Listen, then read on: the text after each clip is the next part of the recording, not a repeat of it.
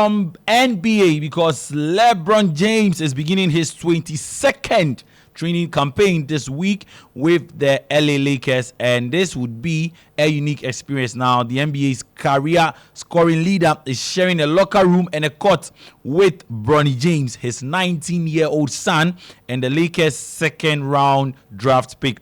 They will soon become the first father and son in NBA history to play together, fulfilling an aspiration first expressed by LeBron several years ago. The 20-time All-Star didn't downplay his excitement on Monday to see one of his few remaining basketball dreams coming true. So he says there's a lot of excitement. It's pure joy, to be honest, to be able to come to work every day, put in the hard work with your son every day, and be able to see him continue to grow. We push each other. He pushes me, I push him. We push our teammates. Just a very joyous moment, not only for myself, but for our family. Let's listen to LeBron James speaking on his son becoming his teammate. No, it's definitely different in the sense of, just mentioning, with Bronny being a part of the team now. I'm looking at you two guys right now. I think it's one of the greatest things in the world to be able to work with your kid, So, this week we got back into the gym, and it was really the first time that me and Bronny, was basically on the floor as professionals, training, going against each other, preparing, for the season. And I had a couple moments where I lost focus, and I'm not used to losing focus when I'm out on the floor, but I was a couple times I was just looking to the side and just watching him prepare and watching him go after it. And it was just, it's going to be an unbelievable year for myself, and I hope for him as well. Well, meanwhile, his son, Bronny, says he will just have to continue what he's been doing and create his own path. Continue to do what I've always been doing. I feel like I've done a great job of carving out my own path over the years that I've been taking basketball seriously.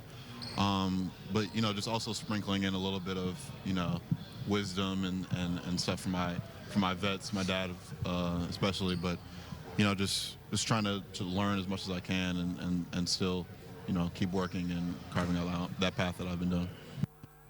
All right, so we wish LeBron James and his son, Bronny, all the best. It's quite a good thing. Now, let's move to Cameroon because, Samuel Eto'o is in the news. So, the soccer great Samuel Eto'o was banned by FIFA on Monday. Yes, he has been banned by FIFA from attending any national team games for 6 months. Eto'o, who has been president for the Cameroonian Soccer Federation since 2021, faced 2 charges from an incident at the Under-20 Women's World Cup in Colombia on September 11. FIFA did not specify details of what happened at the round of 16 game after Brazil won against Cameroon 3-1 after extra time.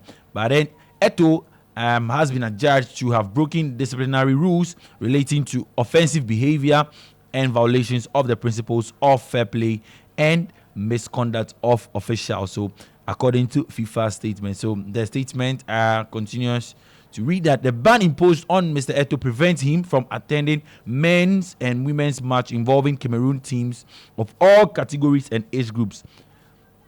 The period through match includes men's national team games in qualifying groups for the 2026 World Cup and the 2025 African Cup of Nations. So don't forget that the 43-year-old played for Cameroon at 4 World Cups from 1998 to 2014, missing only the 2006 edition, and scored a record of 56 goals for the Indomitable Lions. He played in 2 African Cup of Nations title winning teams in 2000 and 2002. And he's also won 3 Champions League titles, including back-to-back in 2009 with Barcelona and in 2010 with Inter Milan. So there is the man with this rich career, rich stats around him, and he's been banned. He's the president of the Federation for football in Cameroon. He's been banned. We understand that when the Under-20 World Cup was going on in Colombia, and his team had to play Brazil's Under-20 team, something happened. Yes, FIFA didn't clarify what happened, but then he's been charged, and the punishment that is that he has been banned from all FIFA games. So for 6 the only game he go fit play with FIFA on yes, that's the only game he can be at. He cannot be at even under 15 FIFA tournaments in the. All right, let's come back home. GFA President Keto Kreku appeared on Parliament Select Committee sitting on Youth and Sports and has clarified that the GFA has no hand in putting together a budget for the Black Stars, as he declined to answer questions on issues regarding the budget for the national team. How that works. So the FA doesn't handle monies for the government of Ghana do not pay monies to the FA account. The government of Ghana doesn't pay money directly to the member association called GFA. Every money connected to national team campaigns are paid directly to the Ministry of Youth and Sports, and usually we are accompanied by what we call a purse holder. So I have no question to answer on budgeting because I don't control budgeting.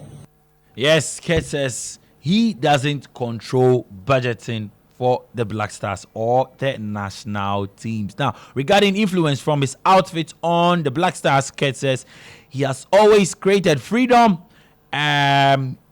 for the Black Stars coach to operate in.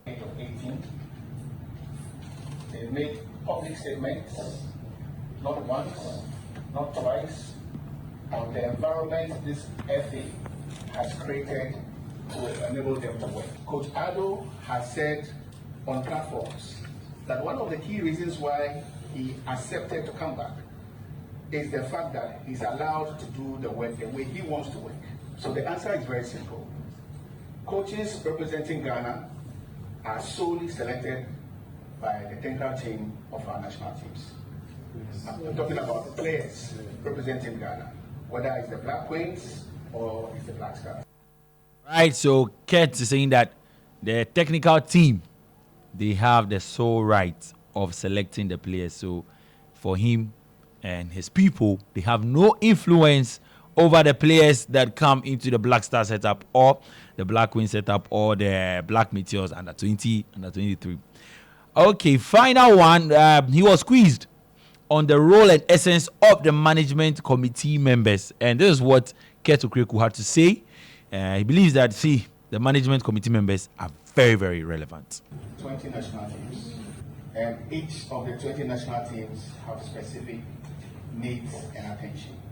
So it's always important for us to find the right people, the right skill sets, with the right levels of passion, who will help us to manage the national. If you've been part of the FA setup, you will fully appreciate what it means to manage a national team. So management committees are as relevant yesterday as they are today. So composition of national teams is, in terms of numbers, it's not cast in stone. We have some national teams that have 3 management members. We have some national teams that have 5. I think currently even the Black Stars have 5 cut-off points.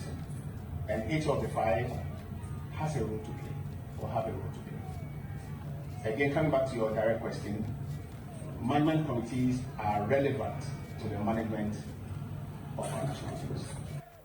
Meanwhile, the local organizing committee, LOC, for the 2023 African Games has confirmed that 15 million was $15 million was spent on food for 12,902 participants in the continental event. According to the LOC, stakeholders, including athlete team, officials, technical officials, and volunteers, were fed 4 times a day.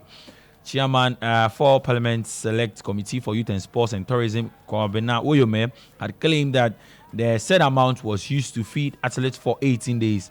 While the LOC acknowledged the expenditure, they are saying that, it was for 23 days. So, not 18 days. The $15 million for feeding was for 23 days.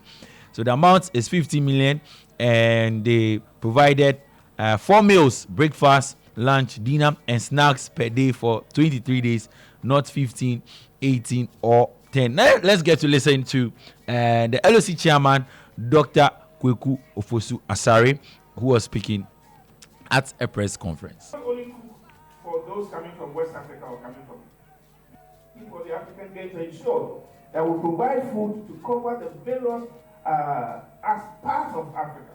You cannot only cook for those coming from West Africa or coming from, Ghana. It has to be across board, all over Africa. You have to study their cuisine and produce that. We also want to make you aware that we provided 4 times, we fed them 4 times in a day, as I indicated: breakfast, lunch, supper, our dinner, and snack. And I want to say emphatically, there wasn't any person who had food poisoning. This is a great achievement. Elsewhere, people have these challenges. Food poisoning, we never. And instead of our brothers and sisters in the media praising us for this, it is only the 50 million. And only the 50 million, not only the 50 million, the figure, and then they're getting the figures right, they're getting the days wrong, and politicians are running away. Let me tell you, my dear brothers and sisters, we are in a situation where the political barometer is heating up. We don't have to be accused of. All right, so there you have it. The chairman, yes, of the local organizing committee for the 2023 African Games that happened earlier this year, 2024. It was supposed to be last year, but then so it's still called the 2023 African Games. Dr.